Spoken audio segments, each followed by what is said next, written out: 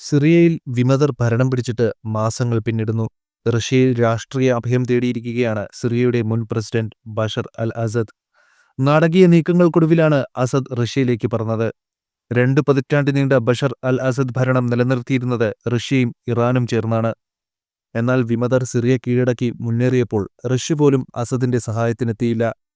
വിമതർ ദമാസ്കസിലെത്തിയതോടെയാണ് രഹസ്യനീക്കത്തിലൂടെ അസദിനെ Putin റഷ്യയിലെത്തിച്ചത്.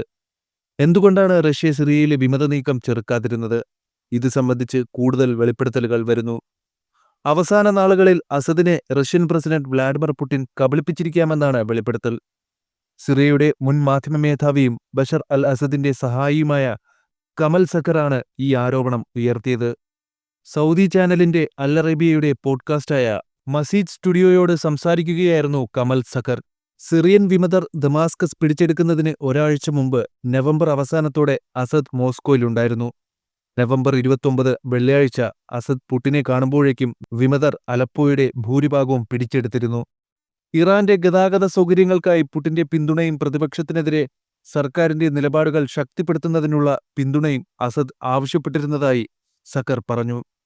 Syrian പ്രതിപക്ഷത്തിന്റെ മുന്നേറ്റം തടയുന്നതിന് സൈനിക സഹായം എത്തിക്കുന്നതിന് ആവശ്യമായ സുരക്ഷിത വ്യോമഗതാഗതം ഒരുക്കാൻ വേണ്ട നടപടികൾ സ്വീകരിക്കണമെന്നാണ് അസദ് പുടിനോട് അഭ്യർത്ഥിച്ചതെന്നും സക്കർ പറഞ്ഞു. സിറിയയിൽ ഇറാൻ സൈന്യത്തിന്റെ സാന്നിധ്യം കുറയ്ക്കുകയും ലെബനനിൽ ഇസ്രയേലിനെതിരായ പോരാട്ടത്തിൽ ഹിസ്ബുള്ളയ്ക്ക് കനത്ത തിരിച്ചടി നേരിടുകയും ചെയ്തു.